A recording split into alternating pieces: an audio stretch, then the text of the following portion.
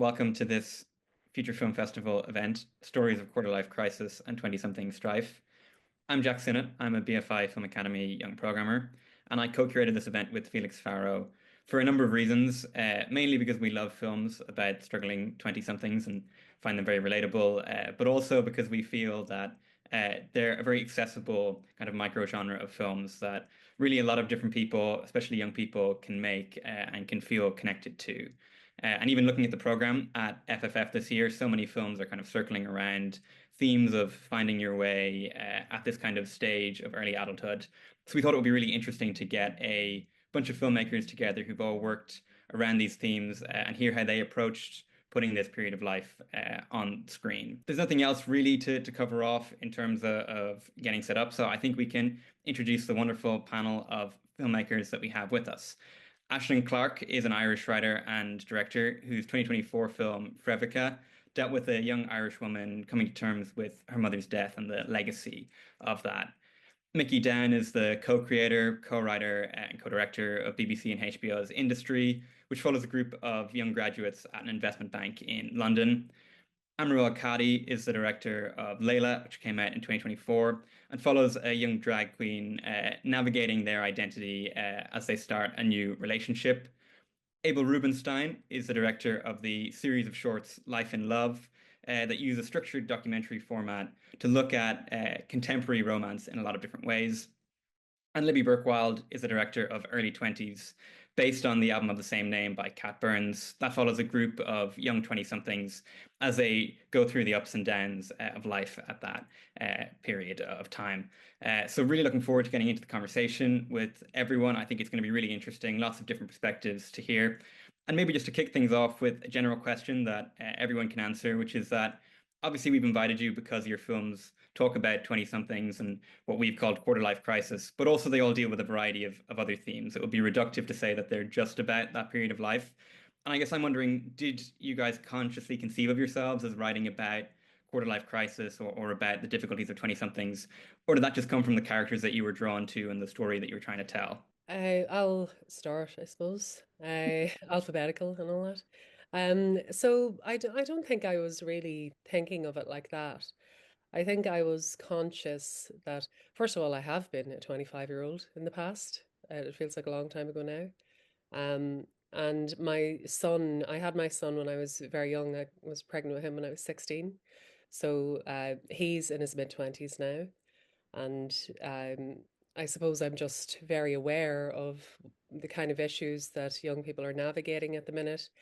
And I also was seeing amongst the children of friends as well, or younger people I know that there's kind of a division between them, or we're seeing some kind of a division between younger people and older generations sometimes. So I've got two major characters in my film, and one is a woman in her 70s, and one is the woman in her 20s. And it was kind of about finding the shared humanity there as well, I suppose, like trying to figure out a way to kind of see each other in those moments. But yeah, I think we all go through that period of time. And to be honest with you, I'd like to say that it ends. I'm not really sure that it does. Like, I don't know that you ever really figure it out, that you're ever really a proper adult. So I guess you're still kind of wrangling some of those issues through your life. Yeah. I agree. I would say I'm still figuring it out. I don't know. I'm in my mid to early 30s now, so I've got a decade on early 20s, but still don't know what I'm doing. But yeah, I mean, for me, the title of the album was Early 20s and the film was called Early 20s. So it was definitely not something that like I happened upon. I came to the writing process knowing that that's what it was all going to be about.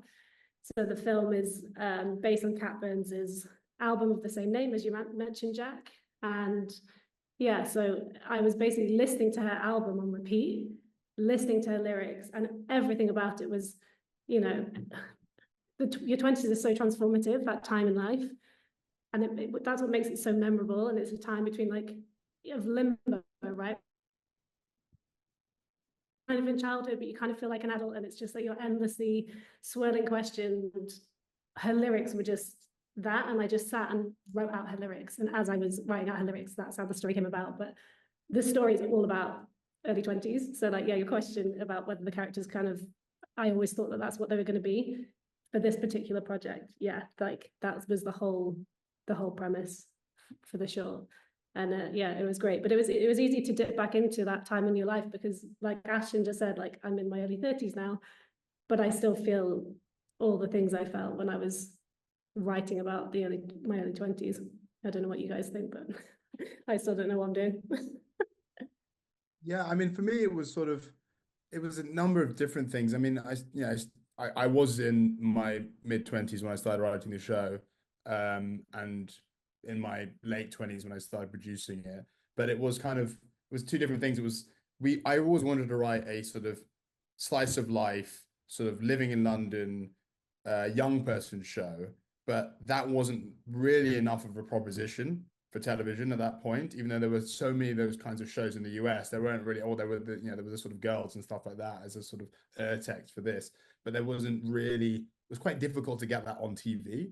And then at the same time, I worked in finance before, so I had written a show about finance, but I'd written it from the sort of in a quite derivative way, the top-down perspective, the perspective that everyone's already seen. And it was pretty melding the two things together that made us write industry, because it was firstly seeing the world, which is about power and hierarchy through the eyes of the people who had the least power and are at the bottom of the hierarchy. And also it sort of allowed us to Trojan horse a show about young people into a wider proposition about a workplace drama. So it was kind of like the two things coming together. And like, also, I wanted to write a show about ambitious young people getting after it. I love shows about young people not, knowing their place in the world, and that's the same as industry. But like, I really like stuff about young people who are hyper competent and know what they want, even though they're willing to make loads of mistakes along the way. So I think that reflects a kind of, I don't know, it reflects definitely a lot of the people that I was surrounded by when I came out of university. So yeah, I mean, like, I agree with you guys that like, I don't know when I'm going to feel like an adult, because I definitely don't feel like one now, despite ostensibly being an adult. But and all the concerns are exactly the same. And like the characters in our show, we're going to a fourth season. They're into their 30s now, but the concerns are really still the same. It's about like, being aware of what you don't know, being sort of having blind spots to the stuff that you don't know, still being really ambitious, still making mistakes. Those mistakes, I guess, are slightly less. They're understandable. They're slightly less excusable as you get older. But all the concerns are pretty much the same as they were when these characters were 25, and I might have similar concerns to when I was 25. I think for me is when writing Layla, I mean, a bit like Mickey was just saying, by the time you start writing it to the time you produce it, so long. I mean, I think I was in my mid-20s when I started writing it, and I'm in my early 30s now. So there's obviously such like a creative delay, but I definitely felt that like in terms of doing a drag storyline, my drag, because I've been doing it for 15 years, is kind of, I know what I'm trying to say, and there's a level of sort of it being quite evolved now. But to watch a character discover drag on screen, if they knew exactly what they were doing as a drag queen and were really kind of sort of dexterous and just, in charge of their drag, it would be less accessible for an audience, maybe because you wouldn't be able to go on that journey with them. And so by making Layla a lot younger than I was, I think Bilal was 20. I'm not allowed to say their age, obviously, but I think on the script there, early 20s, it kind of allowed for a sort of, I'm not going to use the word naivety, but like sense of discovering and making mistakes without already knowing what those mistakes were, which 10 years on, as like someone who's been doing drag for a while, you would hope I would have learned them, although like everyone says, basically still feel like a child. But I thought it was, by making the characters that age, it wasn't sort of an exploration of 20 somethings. It was just allowing the audience to find drag and explore queerness with that character for the first time. Yeah, for me, queerness in like this society now, like post sort of capitalist time, is an interesting specific spot where our lives are like covered with social media, and like for me it was about bringing it back to the core of what relationships were with life and love. So these were like half documentary, half fiction projects, and yeah, we sort of see this very like performative love on social media. So I wanted to sort of counter that with the work that we're doing. But I also just love coming of age films because they like kind of peel away. I want to see the inside of each of the characters, you know, their lust and their desires. And coming of age films are just like my favorite because of that. Even though that can happen at any age, like one of my recent favorites is Perfect Days. That's brilliant. Yeah, so I'm in my 20s now, so it's kind of natural. But yeah, the specific brief I had for Life and Love was sort of Gen Z couples and exploring how their love exists in today's society, which is sort of what I find interesting. Yeah, I think the mention of coming of age stories there, something we were really thinking about putting this event together was, in a way, the kind of stories that we associate with 20-something strife now in the past might have been told much more about people in their teens, or kind of like going through puberty and finding themselves then. And as you've mentioned, Abel, you can also have that experience much later in life. And a lot of you have mentioned kind of still in your 30s facing these same kind of questions. Is there anything that you feel is like really specific to the types of discovery and development that you have specifically in your 20s? I mean, I can't speak for everyone, obviously. Everyone's so different, but I feel like the difference between maybe like coming of age in like your 30s or later in life, or like still having those questions, it feels like, and maybe someone in their 40s and 50s would listen to this and be like, shut up, you don't know what you're talking about, you're in your early 30s or mid 30s, whatever. But when you've got like maybe a family, or if you've got bills and a mortgage and everything like that, when you're like in your mid to late 30s, then everything feels like you've got a lot more to lose. Whereas like in your early 20s, although it does feel like that, you've probably got a little bit more freedom to like try something, even though it's still scary. You've maybe got fewer responsibilities. Obviously, Ashton, I know you said you had your child young, so you had a completely different experience to that. But generally, I would say that's more the feeling like you're in limbo and you're so confused, but you've got part of the confusion and I found anyway was like there was so much I could have done and I didn't know where I wanted to go, and that's the exciting part. Whereas like, and that's why it's so rich and fertile to like write about that or watch stuff about that, because it's that you can't like, there's like a thing in your early 20s that you're trying to bottle all the time. Like Normal People, I thought did it really well. When everyone watched that in lockdown, everyone was kind of like because it just like tapped into this thing that happens at that time in life where everything's just like so raw. Yeah. It's a totally unique time that a lot of people, like not everyone, as you point out, people have different experiences, but broadly, most people say in the UK anyway, at that time it's like a natural threshold of life almost. A lot of people are on this kind of precipice of what next? Where do I go from here? What is my life going to be like as a proper quote unquote adult, which again never actually happens. But you're full of promise, you're full of doubt. You're very fit physically. Most people, you're in your kind of prime in that sense. You're kind of you're not going to get better than this. You're full of promise and hope, but also the huge doubt that comes with that. Like, how am I going to cope with all of this? What if it all falls off a cliff? You're not knowing where your path is going to actually lead. And you can have moments like that later in your life too, but you don't have a lot of people sharing it at the same time. So someone might get divorced when they're 45, but not everybody is at that moment. So this is a unique kind of shared cultural moment, I think. That sort of early 20s age range. I think maybe that's part of why it's so attractive to explore. I also think, I mean, it's a really interesting comment you made, Jack, about the idea of coming of age stories traditionally being through the eyes of younger adults, teenagers. And I think that's because those stories are really about self-discovery through rebellion. And they're about rebelling against something, not having that much autonomy. And then when you get into your 20s, it's more about self-discovery through independence and finding your own autonomy. So the stories are just different. You're basically in your teenagers pushing up against something, and then some, and when you're in your 20s, or my perspective of myself and the show, you're trying to basically forge a path, and you still might make the same mistakes. You still might not know what you're doing, especially in your early 20s. personally, I went into a career which I was very ill-suited for because of peer pressure and because of, being very fearful of what was out there. But I was still trying to forge a personality and a path which was just not open to me having, being at school. So I think like, the stories there's a lot of sort of emotional intensity, puberty, all that stuff, which I think makes for great storytelling in your teens. But I think, I don't know, I find the sort of 20s and 30s space really interesting because it's about you're on your own now. You can explore themes of like loneliness, like you're really motivated by your peers in your teenage years. And not to say that you're not in your 20s, but like you really kind of are much more on your own.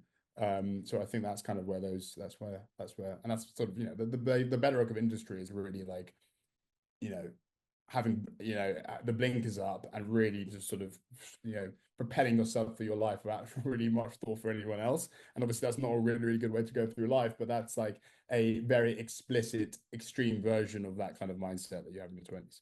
It's interesting as well, just with a lot of you guys talking about this, that you're drawing a lot on things that you yourselves experienced, whether that was kind of work experiences or just a sense of that real feeling of how that time was for you. I wonder, just from a writing perspective, in terms of trying to draw on your own autobiography or your own life, how did you guys go about creating characters that obviously aren't carbon copies of your own experience, but that have that kind of kernel of something that you've related to? Is there anything specific that you did to draw that out or to develop those characters? I th- um I think what I found challenging was if you when you're writing a sort of version of yourself, um you need to sort of really allow your character to do things that are wrong, and especially what I found kind of tricky is like on stage and drag, I'm able to sort of explain my experience and have a sort of meta point of view on it, which sort of shows that I've kind of processed it. But obviously, a character that you watch on screen really shouldn't be ahead of their experience from that sort of kind of with like I think what I found difficult was separating myself as the writer and then the character, and having them say things that were quite juvenile or perhaps doing things that I know were really kind of, to quote unquote, wrong. But I was really pushed by a screenwriting mentor of mine to sort of make that distinction, because I think I had a sort of level of self-consciousness when I first started out 10 years ago of, well, I would never say anything that sort of problematic or do something so contradictory. But then also what has been really helpful for me is also just really confronting how like full of contradictions I am and how badly behaved I can be during, I think like during 2017, 2018, during the kind of diversity moment, a lot of commissioners were, I found, quite scared to sort of probe me because, they wanted to be really well behaved. And it was all about, minority characters sort of just being really likable and us having empathy for them. But the best characters, and that's why industry is so great, by the way, Mickey, is, a lot of them are complete assholes, but I still really, really love them because they're just so full of contradictions. And I was not really being allowed to do that in the way that I'd seen in a lot of shows that I like, whether it's Industry or Succession or Fleabag, or just these really problematic characters who do really flawed things. But then I started working with a writer for a show in America who was so unconcerned with being politically correct, almost insanely unconcerned with it. That was kind of scary, but I quite enjoyed it. Because, whether I was talking about Islam or queerness or trans identity, kind of hot button issues, she would still say, well, that character's still being a twat. And, and actually by looking at the ways that I can be really problematic and full of contradictions, that really unlocked something in me. And then when Layla got greenlit, I sort of did a pass on the script once the money had come in, basically, where I sort of allowed my protagonist to lie a lot more and do things that were not virtuous, when commissioners maybe want minority characters to be a bit more virtuous. And so I'd say definitely like acknowledging the way that you're really badly behaved yourself can really help in writing a good character, because I'm more and more of the impression that morality maybe doesn't really play a role in a good story. But I think in 2016, 17, 18, when everyone wanted to do, minority stories, it was sort of 12 Years a Slave or not, really. And yeah. I'm wondering, Abel, if you have anything specific on this, since like in your film, you were working with real people. How did that feel trying to negotiate their stories and present them in a way that's dramatically interesting, but also true to the actual person in front of you? Yeah, I mean that was very tricky. Just like, but we had like lots of like long interviews. I kind of like listening to like Michael Lee's process, because he like, if you know about him, like giving their actors like characters to come up with people from their own lives. And I sort of treated that in the same way of just like seeing their characters in the full and looking at their flaws, and creating that trust between us, and then being able to sort of find the gray area of it, because it should be a gray area and it should be intimate. But yeah, I really connected with what you were saying, Amory, because yeah, I'm writing my debut right now, and I'm writing a character that's like really, I want him to be a bit of a, am I allowed to swear? We'd rather you didn't, but Okay, sorry. Like, just like evil at times and just like self-serving, and that's often a part of these sort of characters' journeys. That yeah, and there's been a sort of a shift, as you said, sort of in the queer filmmaking scene of what stories we're allowed to tell. It used to be about just like our pain, and then it was just all about our joy, and it has become quite hard to find that sort of middle ground between the two. Um, and that's the ambition. We just want to tell stories that sort of reflect society and characters that we are. And that's what the 20s are all about. And Abel, what you exactly were saying, like what people can relate to, people just, like, doesn't matter. Like, I love seeing flawed characters, probably like everyone, because you're like, oh, yeah, you're like me, and that's what people want to see, right? You like don't always want to see everyone come out on top and be the best. It's like you want to see the weird strangeness. I always think when you're writing, like if you write a sentence that like is something really small and detailed that you think, oh, no one's ever going to know what that is, and you put it on screen and people are like, oh, that detail was the really interesting thing because it was just something so tiny and very, very specific. But that's what people latch onto, and that's what I latch onto when I'm watching something. I'm like, oh, that's so weird. I know somebody does that, or I do that. Or, I love that. That's putting yourself in that writing, even if it's like a tiny bit. It doesn't have to be like the most. You don't have to put your, like you said, carbon copy of yourself in something, but like drawing on your experiences through life. It's almost impossible not to, I think. I hadn't actually really thought about Fravaga like this until I spoke to you when we had our first kind of call. And then I started thinking about the effect, or like why I chose to write the character in that kind of age group. And the lead character, Shu, is struggling with her mother just died. So she's struggling with the aftermath of that. And when I wrote it, my dad had just died. So I think there's a sense that when something like that happens, when you lose a parent, say something like really big like that, it throws you back into that shifting sea of uncertainty that you kind of felt a little bit steadier, but suddenly now you feel like that again. You feel juvenile, even younger actually. You feel like you don't know where the ground is under your feet anymore. So I think that might have been part of what it was, of why I took that approach. But the what other people have said here, I think, is so true about characters and kind of humanity. What we're trying to do is reflect humanity. When we go and watch a movie, we're hoping to see something of ourselves reflected, and when we make them, when we tell stories, we're hoping that someone will see something of us reflected, and that's what they respond to. And the truth is in the dark and craggy little corners. It's not in the hero moments, it's not in the good guy, unless he's in his darker moments. It's in the difficult bits, and I think that's where you get the good stuff. Yeah. Also in a lot of your work, other art forms are brought in, whether that's in industry, how important the music is often to the pacing and the feel of the show, or Libby, obviously, with your film being connected to a Cat Burns album. So I wonder, for all of you, any thoughts about incorporating those other types of art forms into these stories and connecting that to how important art can feel at a young age?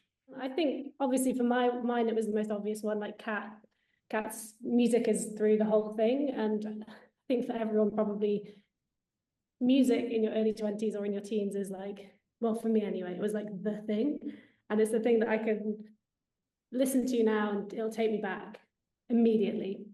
So yeah, I think bringing music into anything like that, I mean, for me it was a gift, because whenever you do a short film, trying to find music or get a composer or anything like that can be really, really hard. I don't know how you guys find it, but for me, it's the hardest part of the process, because I came up doing music videos, so the music was already like part of the film. So then when I started having to work with composers and stuff, it was really hard. But when this landed on my plate with Kat's music, we were able to, you know, we took all her vocals out and then just sort of used some like a symbol from something as like a sound bed and things like that. And so for me, I guess the question maybe isn't the answer you're looking for, because it's such a it was such a simple marriage, because that's the whole reason that came about.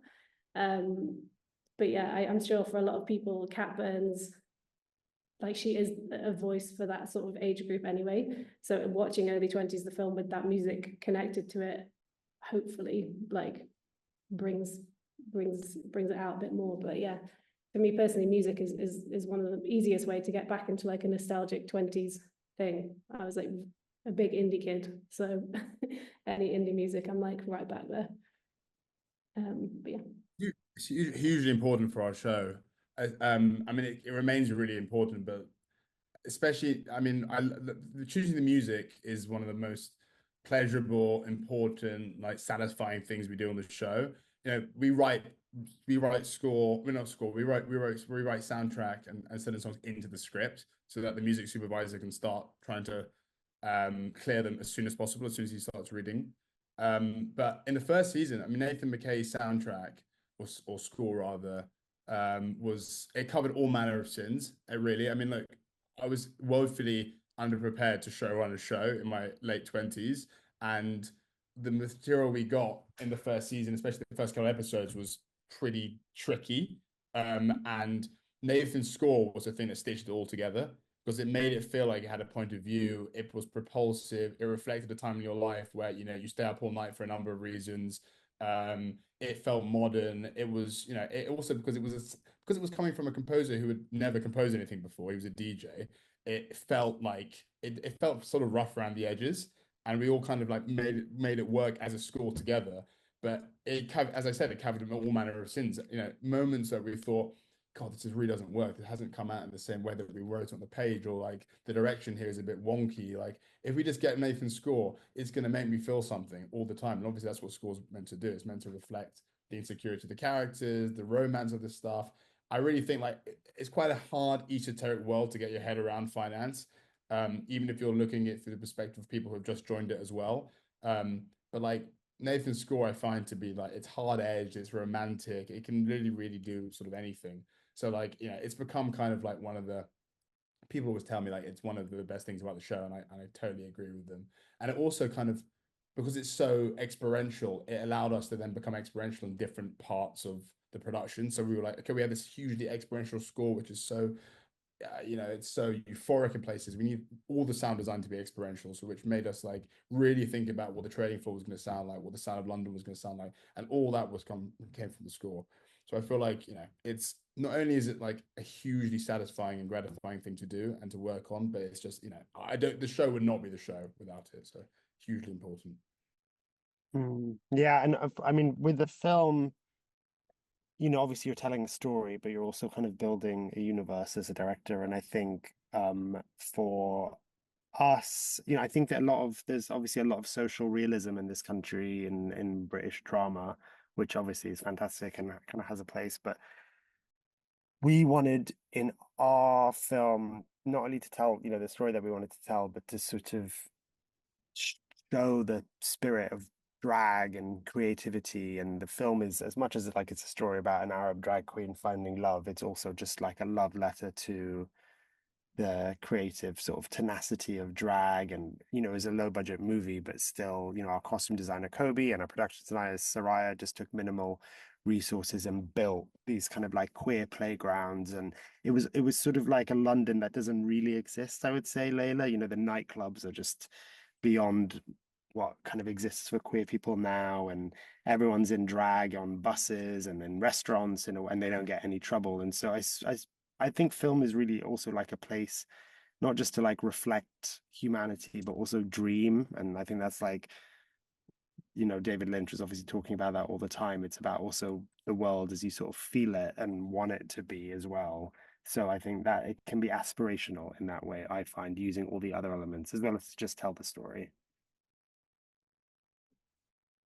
I think something that's come out across what you guys are talking about, both what you're talking about there, Amru, with Layla's experience, and also something you mentioned earlier, Mickey, about how the characters in the industry are so competent and are so kind of forward in their careers, is that in a lot of these films and series, the characters have a huge amount of yearning and desire, but they're often being frustrated by just kind of the necessity of being at a period in life where things are very up in the air.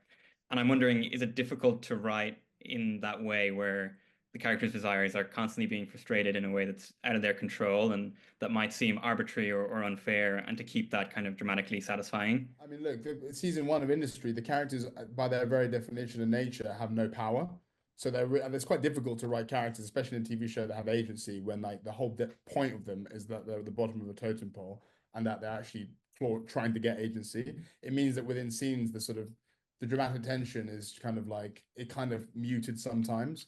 But then that became the atmosphere of the first season, which is like people striving against something which they're never able to get.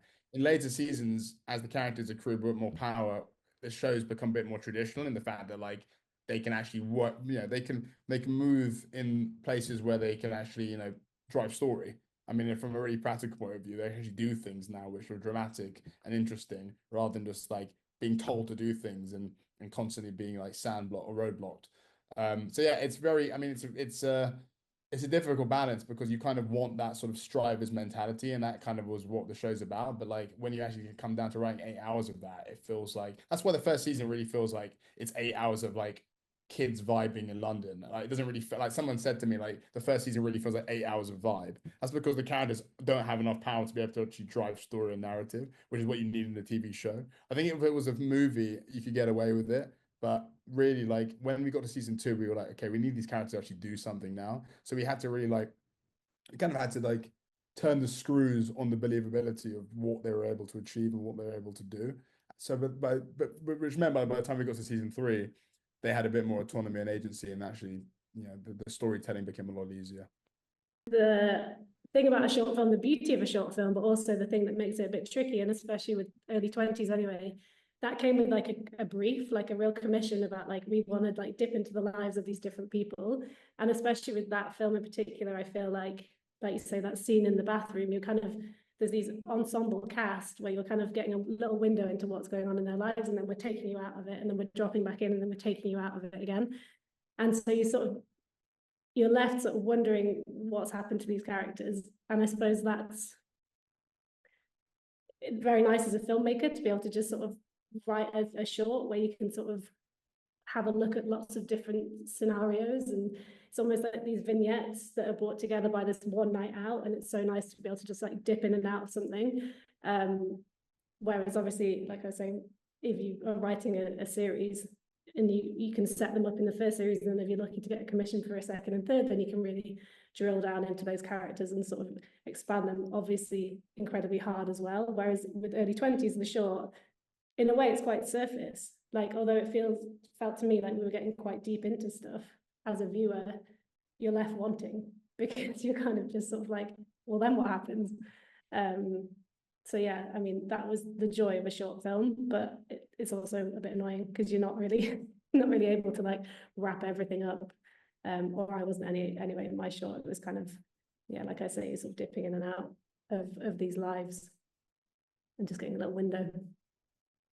Yeah. I think just maybe one more question before we move into taking things from the audience, just to kind of round off everything we've been talking about here about the kind of whirlwind of focusing on these characters, the different kind of forms of difficulty that you might face. For any of you, did you find that making these films and series and dealing with these themes helped you process anything that went on in your 20s, or had a kind of, for you as much as for the audience, a kind of cathartic impact? Well, as I say, I was making this film. I started writing it after my dad died, and I was putting some of that into it, I think, and not even in necessarily a conscious way, not in a very like aware way where I was really exploring my own psychology or anything like that. And I think if I was a good enough uh, uh, therapist to do, as you say, then I wouldn't need a therapist in real life. But I think, yeah, inevitably you're just kind of ironing out some kinks in yourself and exploring things and putting things to rest to some degree or another, maybe in small ways, but that have an impact. But I think you just do it because it feels like you have to do it, and then you hope that it has some kind of positive effect. And for me, the film isn't out yet. It's coming out in March, but from the festival circuit, it's been really, really nice to see the response, particularly from younger people, because I wasn't thinking of anything except kind of myself, because that's sort of how the only way I can approach it is telling a story that's like my lens in the world. But there has been such a great response from that age group, and who are getting something from it like that. So I think that's good enough for me. Um, I think, yeah, that for us to give a slightly more negative answer, I think that writing about what inspires you, writing about what you like is a really good motivating factor. I also think a good motivating factor is writing about what you dislike and what angers you. And that is what I find myself doing with Industry the entire time. Quite honestly, when we first wrote Industry, the first draft of it, which we gave to HBO, they said there's absolutely no joy in this whatsoever. You're writing characters in the third act of your lives, because it was a reflection of how I felt about finance and the world, having been spat out by the industry. So we had to go back and try and find some of the joy that I felt going into the workplace for the first time, which was fleeting.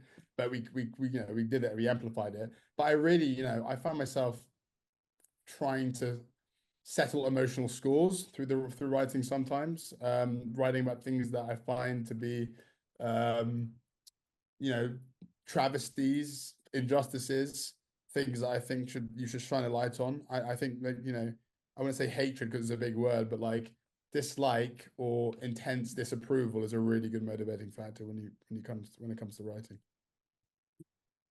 I agree. Yeah, I think writing should be really hard as well. My mentor told me that. I think I texted him once saying, I'm having so much fun with this script. And he was like, I bet it's really bad. Is what he said, because he said you should be in pain. I think he's a little bit of like a glutton for punishment, and obviously it really depends what kind of film or TV show you're writing. When I first started, I wanted to create hope on screen and like imagine sort of different possibilities to some things that had happened to me, and I think that is also really cathartic.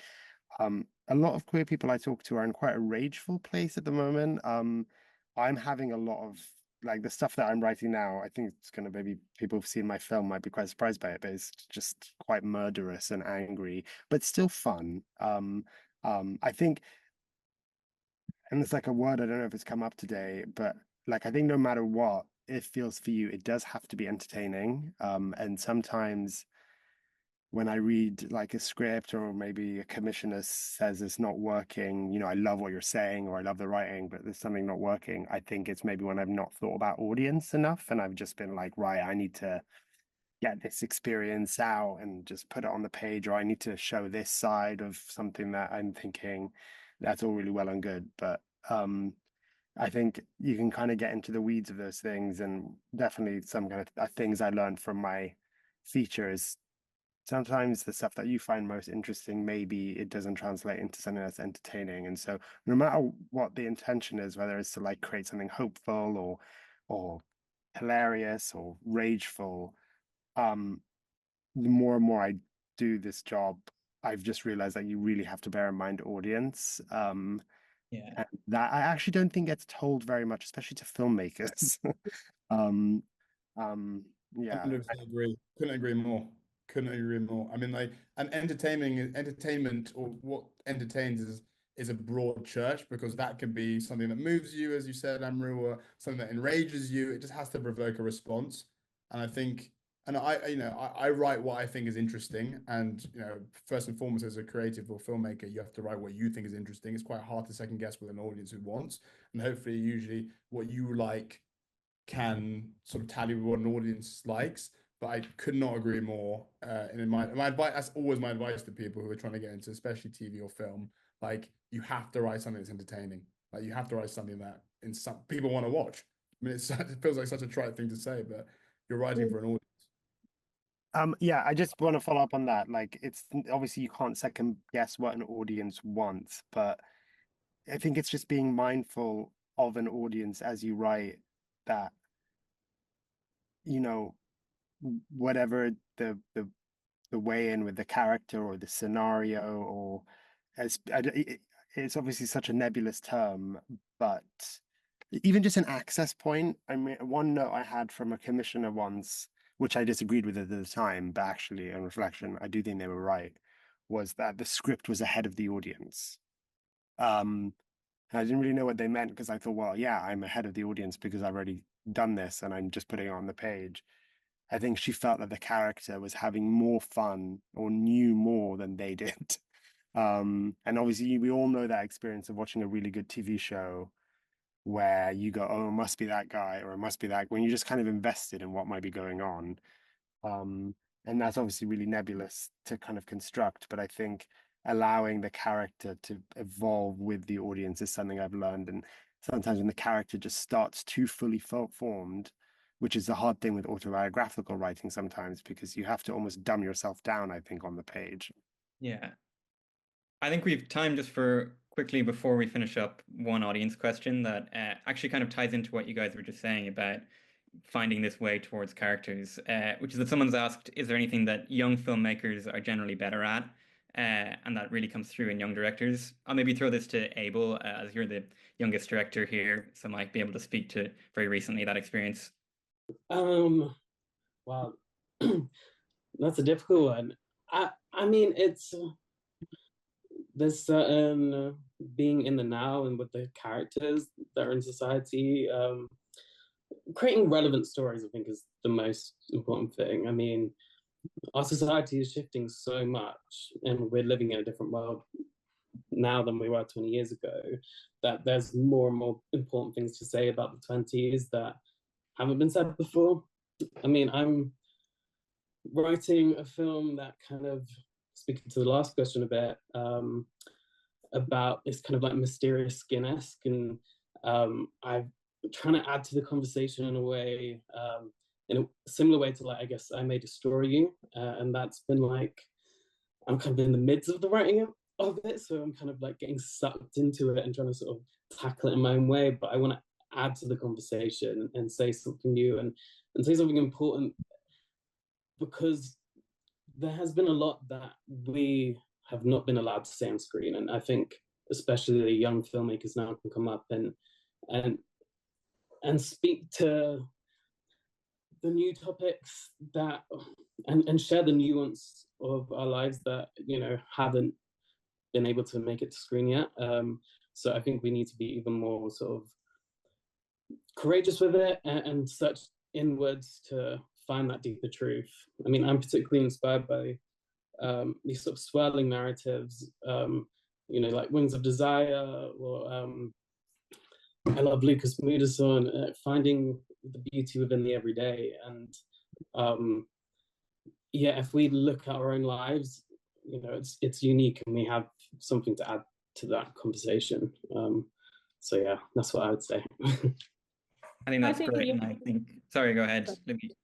I was going to say, younger filmmakers have maybe a little bit more freedom, and to use that freedom is like a gift. So before you even get into something that is like you're being commissioned or you're being like paid to do something or whatever, I think young filmmakers have a freedom to make art, whatever that is, however you perceive that, and just run with it without anyone perhaps being too like, change this, change that. Like, your first film shouldn't be perfect in any way. Like, make the mistake. but it'll be raw and it'll probably be great. So like, yeah, freedom, I think, to just go and do it. I think that's a great parting note to leave the aspiring filmmakers that are hopefully in the audience on. So thank you guys so much. This was a really interesting conversation. I loved it. I'm sure that everybody watching loved it as well. Just to finish up on some final pieces of housekeeping, we'll have a survey going into the chat and also being emailed to you from Eventbrite. Would really appreciate it if you could fill that out, just so that we can help to make these events better and better as time goes on. And also, the event was recorded, so if you missed anything or you want to go back over anything, it will be up on YouTube as of tomorrow. A few events coming up that you might like if you enjoyed this event. We've got the TV Screenwriting Masterclass tomorrow, and also an event called Bi Invisibility, about bi representation on screen. They're both aimed at aspiring writers, and they're both going to be online on Zoom. That's everything. Thank you guys so much for coming. Ashlyn, Mickey, Amru, Abel, Libby, thank you so much for a brilliant conversation. We hope you enjoyed the event, and to everybody, hope you enjoy the rest of the festival. Thanks so much. Thank you. Thank you. Thanks, guys. Thanks, everyone.